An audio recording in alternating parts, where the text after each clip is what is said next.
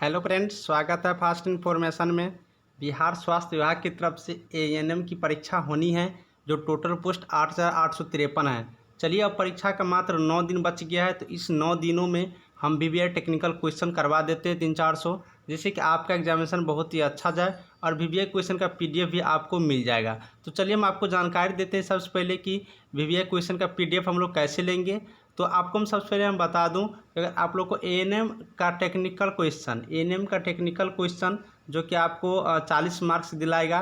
साथ ही friend, GK का जो क्वेश्चन होता है वो क्वेश्चन अगर आपको पीडीएफ के रूप में लेना है तो आप लोग इतना नंबर पर कांटेक्ट करिए, ठीक है। और उसका पीडीएफ अपने मोबाइल पर मंगवा सकते हैं, इस व्हाट्सअप नंबर से ये कांटेक्ट करिए, ये मेरा व्हाट्सअप नंबर है।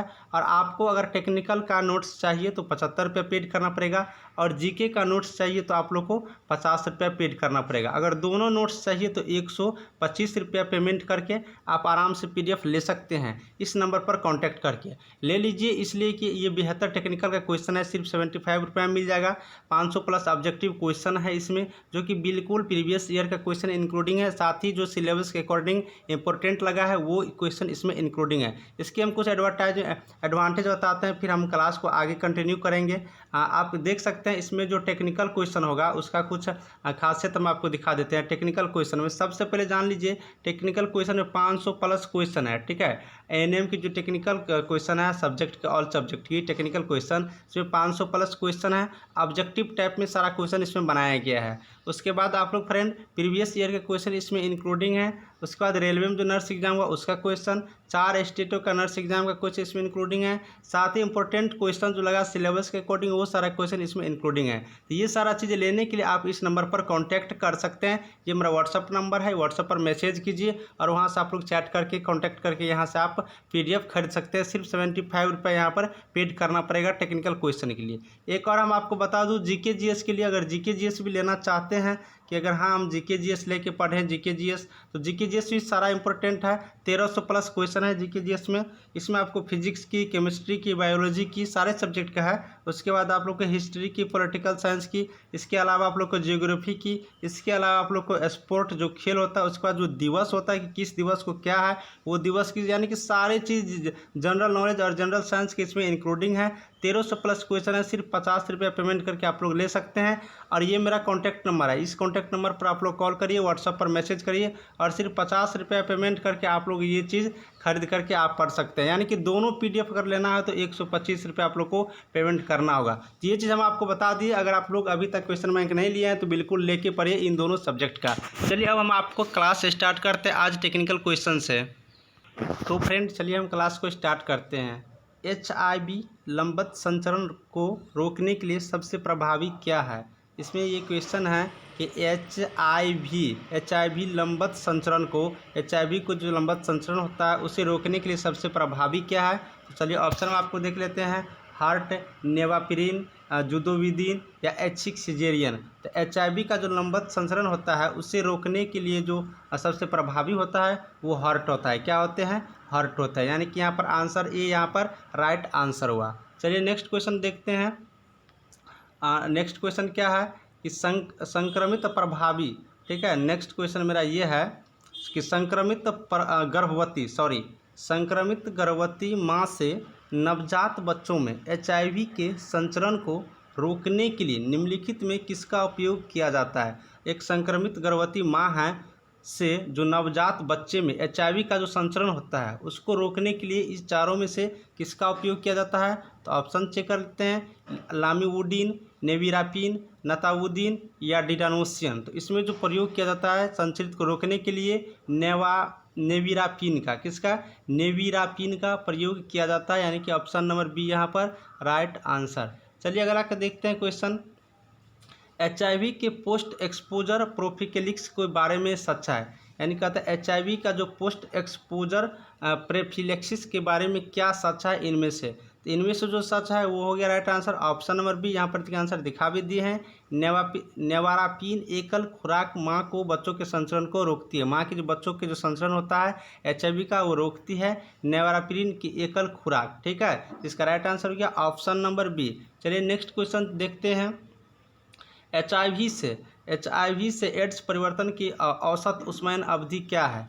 HIV से जो एड्स परिवर्तन का जो औसतन उष्मायन अवधि होता है वो क्या है, 1 साल, 2 साल, 5 साल या 10 साल। तो HIV से जो एड्स परिवर्तन की औसत उष्मायन अवधि होता है वो क्या हो जाएंगे यहाँ पर, ऑप्शन नंबर डी 10 साल। कितना होते हैं, 10 साल। ऑप्शन नंबर डी याद रखेंगे, उष्मायन अवधि होता है 10 साल। चलिए नेक्स्ट क्वेश्चन देखते हैं।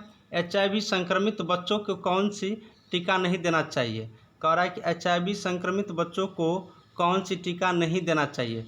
Option DPT, OPV, hepatitis B या टाइफाइड का टीका।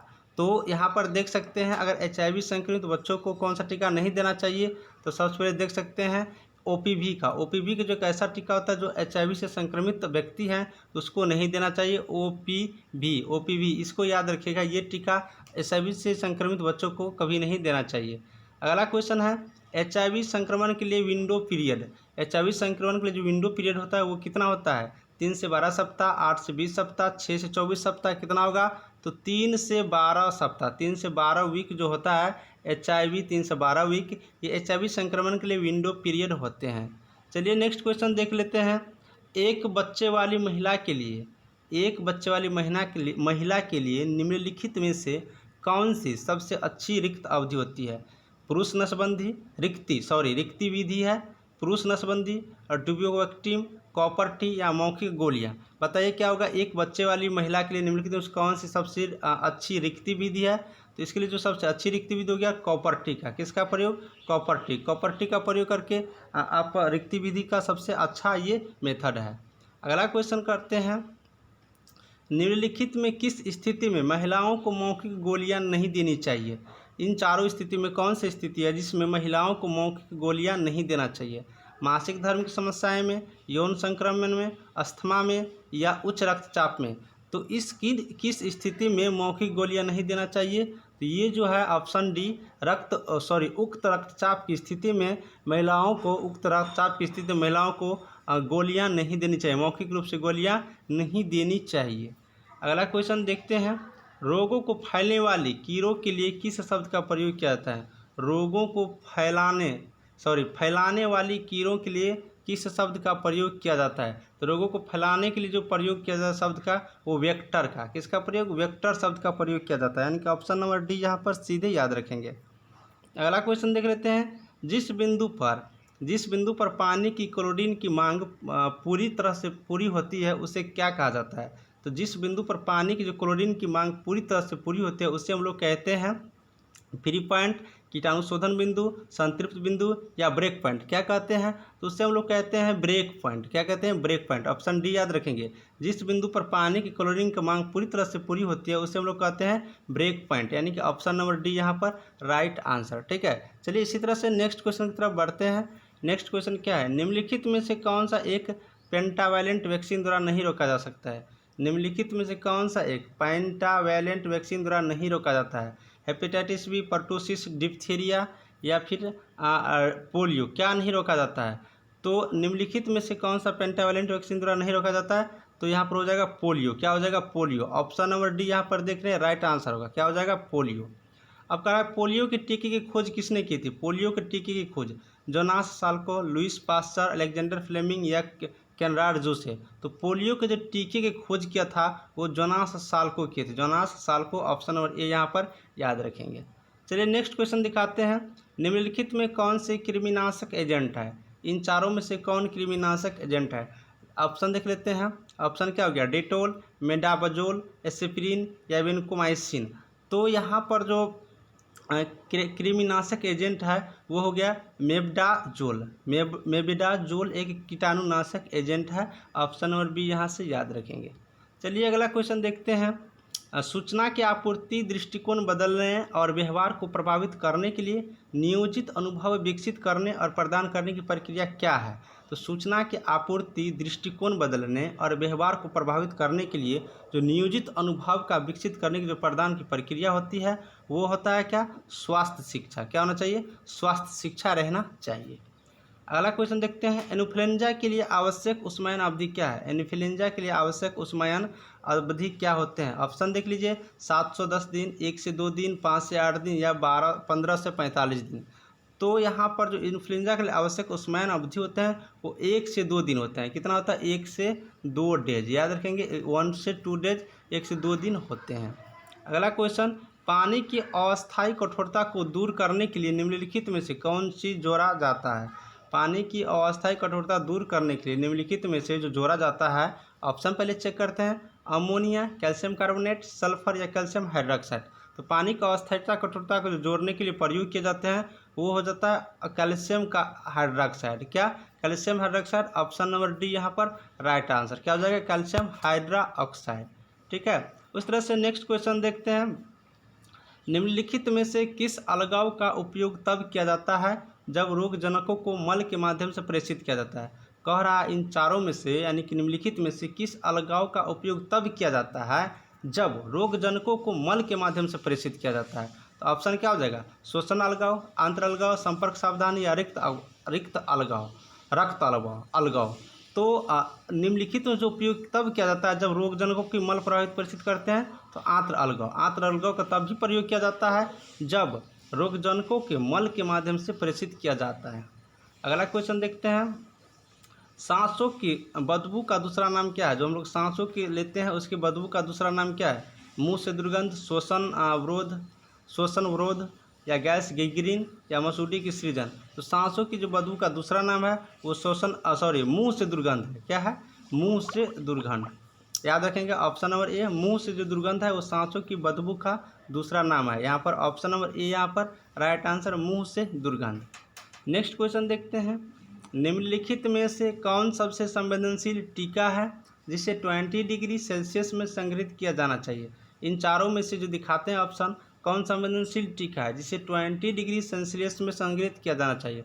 तो ऑप्शन देख लेते हैं, खसरे का टीका, हेपेटाइटिस टीका, पोलियो का टीका या डीपीटी का टीका। तो यहाँ पर जो पोलियो का टीका है इससे हम लोग 20 डिग्री सेल्सियस से संग्रहित किया जाना चाहिए। चलिए इसी तरह से अगला क्वेश्चन देखते हैं। अगला क्वेश्चन मेरा ये है, निम्नलिखित में कौन सा मृत टीका है? 4 टीका का नाम बताया गया, बताना है निम्नलिखित में कौन सा मृत टीका है? रेबीज, बीसीजी, एमएमआर या ओपीवी। इन चारों में से बताइए कौन सा मृत टीका है? तो रेबीज की टीका है जो एक मृत टीका है, यानी कि ऑप्शन नंबर ए यहाँ पर राइट आंसर। चलिए नेक्स्ट क्वेश्चन दिखाते हैं। नेक्स्ट क्वेश्चन मेरा ये हो गया, निम्नलिखित में से कौन सा टीका इंट्रास्क्यूलर इंजेक्शन के रूप में दिया जाता है? इन चारों में से कौन सा टीका इंट्रास्क्यूलर इंजेक्शन के रूप में दिया जाता है? ऑप्शन ए खसरा, बीसीजी, ओपीवी या डीटी। तो इन चारों में से कौन सा टीका इंट्रास्क्यूलर इंजेक्शन के लिए रूप में दिया जाता है? तो डीटी का जो टीका होता है वो इंट्रास्क्यूलर इंजेक्शन के रूप में दिए जाते हैं। चलिए अगला क्वेश्चन दिखाते हैं, निम्नलिखित में कौन सा मच्छर गंदे और प्रदूषित पानी में पैदा होते हैं? इन चारों में से कौन सा मच्छर है जो गंदे और प्रदूषित पानी में पैदा होते हैं? ऑप्शन ए एडिस, मेंसोसोनाइड्स, एनफिलीज या क्यूलेक्स। तो कौन सा मच्छर गंदे और प्रदूषित पानी में पैदा होते हैं? तो क्यूलेक्स का जो मच्छर होता है, क्यूलेक्स मच्छर जो कि गंदे और प्रदूषित पानी में पैदा होते हैं, यानी कि ऑप्शन नंबर डी यहाँ से याद रखेंगे। अगला क्वेश्चन, आपके समुदाय में डेंगू बुखार को रोकने के लिए निम्नलिखित में से कौन सा उपाय अपनाना चाहिए? आप लोगों की जो फैमिली होगा, समुदाय होगा, उनमें अगर डेंगू बुखार हो गया तो उसे रोकने के लिए कौन सा उपाय होना चाहिए? ऑप्शन एक, उबला हुआ पानी पीना चाहिए। दूसरा, टायर, टूटे खिलौने आदि से पानी की सभी संग्रह हटा दें। अलगाव होना चाहिए या हाथ की स्वच्छता रखना चाहिए। तो परिवार में अगर डेंगू बुखार को रोकना है तो यहाँ पर जो राइट आंसर होना चाहिए वो बी होगा, यानी कि टायरों, टूटे खिलौने और जो भी हो प्लास्टिक बर्तन उसे पानी के सभी संग्रह को हटा दें। ठीक है, यहाँ पर बी राइट आंसर। अगला क्वेश्चन क्या है कि निम्नलिखित में से कौन सा एक हार्मोनल गर्भ निरोधक का उदाहरण है? इन चारों में से कौन सा एक गर्भ निरोधक का उदाहरण है? तो ऑप्शन एक देख लेते हैं, शुक्राणुनाशक जेली, डेप्रोवेरा, डायाफ्राम, महिला कंडोम। तो क्या हो जाएगा, कौन सा ऐसा जो है जो गर्भ निरोधक का उदाहरण है? तो ऑप्शन नंबर 20 देख सकते हैं, डेप्रोवेरा एक ऐसा एक एग्जाम्पल है जो हार्मोनल गर्भ निरोधक का एक एग्जाम्पल उदाहरण हो सकता है। अगला, कुत्ते के काटने का तुरंत इलाज क्या? अगर कुत्ता काट ले तो उसके लिए तुरंत इलाज क्या होना चाहिए? ऑप्शन ए अस्पताल में भर्ती, दूसरा प्राथमिक सिलाई, तीसरा घाव को साबुन और पानी से धोएं, चौथा डी बर्फ का अनुप्रयोग करके। तो कुत्ते के काटने का जो तुरंत इलाज है वो ऑप्शन नंबर सी है, घाव को साबुन और पानी से धोना चाहिए। चलिए नेक्स्ट क्वेश्चन देखते हैं। नेक्स्ट क्वेश्चन ये है, मलेरिया का वेक्टर होस्ट क्या है? तो मलेरिया का वेक्टर होस्ट सब जानते होंगे, मादा एनोफ्लीज मच्छर। क्या हो गया? मादा एनोफ्लीज मच्छर, ऑप्शन नंबर ए मलेरिया का वेक्टर होस्ट है। इसी तरह के आप लोग फ्रेंड सारे क्वेश्चन हम आपको करवाते जाएंगे, आपको पीडीएफ में भी मिल जाएगा। इसलिए अगर आप लोग पीडीएफ खरीदना चाहते हैं, लेना चाहते हैं, तो बिल्कुल इस नंबर पर कांटेक्ट करें। डिस्क्रिप्शन में भी नंबर दे दिया 8789694229। इस पर व्हाट्सएप पर मैसेज करिए, कांटेक्ट करिए और आप लोग आराम से पीडीएफ ले सकते हैं। ठीक है, चलिए अगला चीज़ दिखाते हैं क्वेश्चन। चेचक के कारक जीव क्या है? चेचक के कारक जीव क्या है? Option a variola virus, paramyxo virus, varicella zoster विषाणु या मैक्सो वायरस। तो चेचक के कारक का जो जीव है वो क्या हो गया? राइट आंसर यहाँ पर पायरोमैक्सो वायरस। क्या हो गया? इसका जो चेचक के कारक का जो जीव है वो है वेरिसेला जोस्टर विषाणु। ऑप्शन सी याद रखिएगा, वेरिसेला जोस्टर विषाणु, ऑप्शन सी चेचक के कारक एक का जीव है। अगला क्वेश्चन है, पर्निशियस एनीमिया विटामिन की कमी से होता है। पर्निशियस एनीमिया किस विटामिन की कमी से होता है? ऑप्शन एक B1, option 2 B12, option C ascorbic acid, option D हो गया कैल्सीफेरॉल। तो बताइए इनमें से जो है पर्निशियस एनीमिया विटामिन किस कमी से होता है?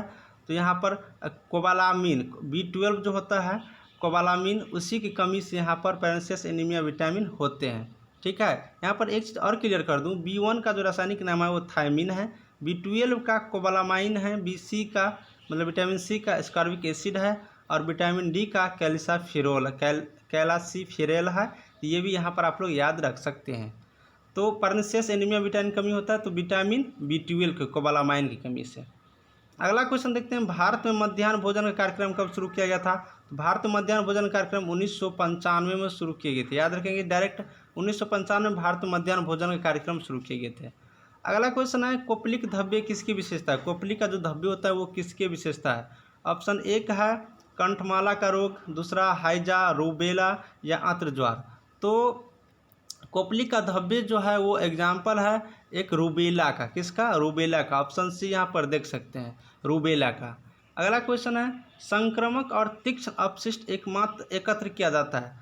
कहता है संक्रामक गैर तीक्ष्ण अपशिष्ट एकत्र किया जाता है। किस में एकत्र किया जाता है संक्रामक गैर तीक्ष्ण अपशिष्ट? पीला बैग में, काला बैग में, नीला बैग में या फिर लाल थैला में? तो संक्रामक गैर तीक्ष्ण अपशिष्ट जो होते हैं वो जो संग्रहित किया जाता है, एकत्रित किया जाता है, वो पीला बैग में। किस टाइप के बैग में? पीला कलर की बैग में एकत्रित किए जाते हैं। अगला क्वेश्चन, भारत में राष्ट्रीय परिवार कल्याण कार्यक्रम शुरू किया गया था 52 में, 1965 में, 1961 में या 1968 में? बताइए। तो भारत में जो राष्ट्रीय परिवार कल्याण कार्यक्रम शुरू किया गया था 1952 ईस्वी में। कितने ईस्वी में? 1952 ईस्वी में। तो यहाँ पर ऑप्शन नंबर ए याद रखेंगे, ऑप्शन ए भारत में राष्ट्रीय परिवार कल्याण कार्यक्रम शुरू किया गया था 1952 ईस्वी में। अगला क्वेश्चन है, कालाजार किसके कारण होता है? कालाजार जो होता है, कालाजार किसके कारण होते हैं? इसका क्या हो गया? ट्रेपेनोसेमा गेबियंस, टीनिया सोलियम, विचेरपिलियर, बेनाक्राफ्टी या फिर ऑप्शन एक में भी है, ऑप्शन एक में क्या है? लैसेमेंसिस।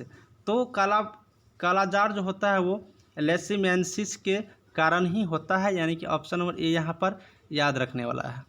अगला क्वेश्चन देखते हैं, किस बीमारी को जन्मजात रोग भी कहते हैं?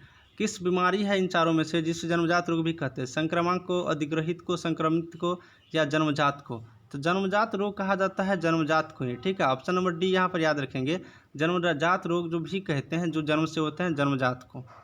ठीक है, अगला क्वेश्चन, इंसुलिन की कमी के कारण होते हैं। इंसुलिन की कमी के कारण क्या होते हैं? हंटिंगटन का कोरिया, मधुमेह, बेनापन या मूत्र में? तो इंसुलिन की कमी से जो होता है वो होता है मधुमेह। क्या होता है? मधुमेह। ऑप्शन यहाँ पर बी यहाँ पर राइट आंसर याद रखना है। अगला क्वेश्चन, निम्नलिखित में से कौन दो तरफा संचरण नहीं हुआ है? दो तरफा, निम्नलिखित में से कौन दो तरफा संचार नहीं है? तो ऑप्शन क्या है? भूमिका निभाना, संगोष्ठी, सामूहिक चर्चा या पैनल चर्चा? तो यहाँ पर जो right answer option number A है, भूमिका निभाना है। ये दो तरफा संचार नहीं है यहाँ पर, ऑप्शन ए यहाँ पर राइट आंसर। चलिए अगला क्वेश्चन की तरफ बढ़ते हैं। एएनएम और आंगनवाड़ी कार्यकर्ताओं के बीच कौन सा व्यवस्था व्यक्तिगत संबंध है? कह रहा है कि आप लोग अगर एएनएम स्टाफ हैं, एक आंगनवाड़ी की जो स्टाफ होते हैं, कार्यकर्ता होते हैं, उनके बीच कौन सी स्वास्थ्य व्यक्तिगत संबंध होना चाहिए? आशा की, समाज सेवक की, पीएचएन की या एलएचवी की? तो एएनएम स्टाफ और आंगनवाड़ी कार्यकर्ताओं के बीच का जो स्वास्थ्य संबंधित व्यक्तिगत संबंध होना चाहिए वो आशा का होना चाहिए। किसका? आशा का। ऑप्शन नंबर ए यहाँ पर राइट आंसर। अगला देखते हैं, जनसंख्या केंद्रित नर्सिंग अभ्यास के लिए निम्नलिखित में से किस प्रक्रिया की आवश्यकता होती है? जनसंख्या केंद्रित नर्सिंग अभ्यास के लिए इन चारों में से किस प्रक्रिया की आवश्यकता होती है? ऑप्शन ए महामारी विज्ञान प्रक्रिया, 2 सामुदायिक निदान, 3 नर्सिंग प्रक्रिया या सामुदायिक आयोजन का?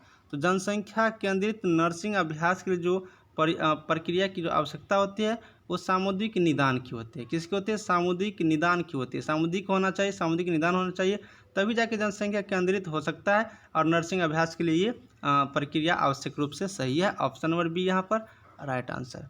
चलिए अगला क्वेश्चन देखते हैं।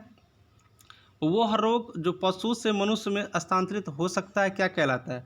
वह रोग जो पशु से मनुष्य में स्थानांतरित हो सकता है क्या कहलाते हैं? पशुजन्य रोग, एप्रोन्थिक, एनोजूटिक या एपिजोओटिक? तो वह रोग जो जो पशु से मनुष्य में स्थानांतरित होते हैं उसे पशुजन्य रोग कहते हैं। ऑप्शन ए यहाँ पर राइट आंसर। आगे की तरफ बढ़ते हैं। भारत में आईएमआर का सबसे आम कारण क्या है? तो भारत में जो आईएमआर का सबसे आम कारण है LBW है। LBW, ठीक है, LB और W याद रखेंगे। LBW सबसे आम कारण है।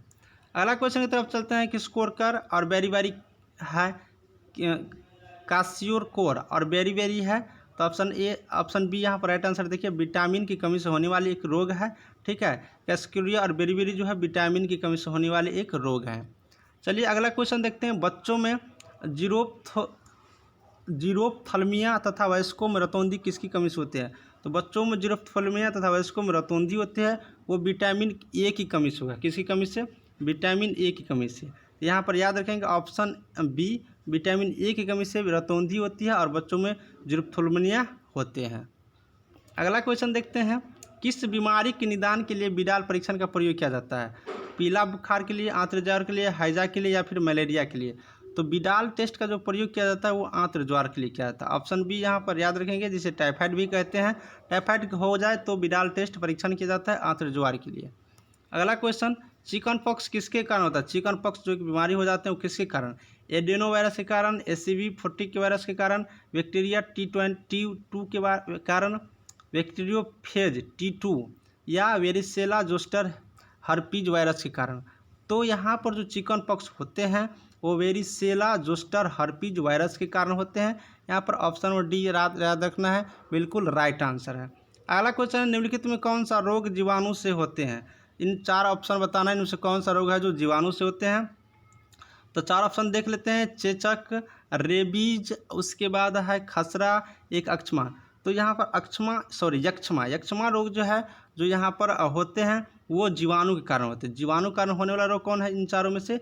यक्षमा। ऑप्शन डी यहाँ पर याद रखेंगे। अगला क्वेश्चन है, एड्स के निदान के लिए सामान्यतः प्रयुक्त पुष्टिकारक परीक्षण है। इन चारों में से बताना है एड्स के निदान के लिए सामान्य रूप से प्रयुक्त कौन सी कारक होना चाहिए, कौन सी पुष्टिकारक परीक्षण होना चाहिए? तो ऑप्शन डी डायरेक्ट याद रखिए, पश्चिमी धब्बा परीक्षण होना चाहिए, जो एड्स के निदान के लिए सामान्य रूप से होते हैं। अगला क्वेश्चन है, विटामिन सी या एस्कॉर्बिक एसिड की कमी से होता है। चारों में से क्या होता है? विटामिन सी की कमी से, उसी का रासायनिक नाम एस्कॉर्बिक एसिड है। तो विटामिन सी की कमी से या फिर एस्कॉर्बिक एसिड की कमी से क्या होते हैं? तो पाजी होते हैं। क्या हो जाता है? पाजी। याद रखेंगे पाजी। ऑप्शन डी यहाँ पर राइट आंसर। विटामिन ए की कमी से रतौंधी होते हैं, विटामिन बी की कमी से बेरी होती है। यहाँ पर डी याद रखेंगे, पाजी विटामिन सी की कमी से होते हैं। अगला क्वेश्चन है, कौन सा रोग पायरोटिड ग्रंथियों को प्रभावित करता है? इनमें से बताना है कौन सा रोग है जो पायरोटिड ग्रंथियों को प्रभावित करते हैं। Option A diphtheria, option B खसरा, सी कंठमाल का रोग, चौथा रूबेला। तो पायरोटिड ग्रंथियों को जो प्रभावित करते हैं वो कंठमाल का रोग। कौन सा रोग? कंठमाल का रोग। ऑप्शन सी देखिए राइट आंसर है, जो कि पायरोटिड ग्रंथियों को सबसे ज़्यादा प्रभावित करते हैं। अगला क्वेश्चन, निम्नलिखित में कौन सा एक जल जनित रोग है? जल जनित रोग। तो हैजा एक जल जनित रोग है, याद रखिए ऑप्शन सी यहाँ पर राइट आंसर। अगला क्वेश्चन, निम्नलिखित में कौन स्वास्थ्य का चौथा आयाम है? इन चार ऑप्शन से बताना है कौन स्वास्थ्य का चौथा आयाम है। तो सामाजिक, मानसिक, शारीरिक या आध्यात्मिक। तो ऑप्शन यहाँ पर डी देख लीजिए, राइट आंसर है। आध्यात्मिक जो है स्वास्थ्य का चौथा आयाम है। इस तरह से नेक्स्ट क्वेश्चन दिखा देते हैं। खसरा के कारक जीव। खसरा के कारक जीव क्या है? तो पैरामाइक्सो वायरस। पैरामाइक्सो वायरस जो है एक खसरा के कारक होने का, खसरा होने का एक आम कारक है, एक जीव कारक है। ठीक है, तो खसरा कारक का जो जीव है वो होता है पैरामाइक्सो वायरस। ऑप्शन बी यहाँ पर याद रखेंगे। तो स्टूडेंट, हम आपको यहाँ पर टोटल 50 क्वेश्चन ऑब्जेक्टिव टाइप करवाए हैं टेक्निकल का। आप लोग से हमें उम्मीद है कि आप लोग इसी तरह से क्लास कर लीजिए सारा, और ये PDF ज़रूर परचेज करके इसमें 500 प्लस ऑब्जेक्टिव है वो पढ़ लीजिए एक बार, क्योंकि प्रीवियस ईयर का क्वेश्चन बिल्कुल एग्जाम टाइम में पढ़ना इंपॉर्टेंट रहता है, क्योंकि कहीं से भी एग्जाम में कंपटीशन है तो क्वेश्चन आ सकते हैं। तो फिर हम मिलते हैं अगले वीडियो में। देखते रहिए। कोई डाउट हो तो कमेंट सेक्शन में लिखिएगा। साथ ही फ्रेंड, आपको डिस्क्रिप्शन में मोबाइल नंबर दे दिए, व्हाट्सअप नंबर है वो, वहाँ से व्हाट्सअप पे मैसेज करके सारी बात वहाँ पर परचेज करने के रिगार्डिंग कर सकते हैं। अब फिर हम आपको एक GK GS की क्लास लेकर जस्ट आ रहे हैं। देखते रहिएगा फर्स्ट इन्फॉर्मेशन। Thank you.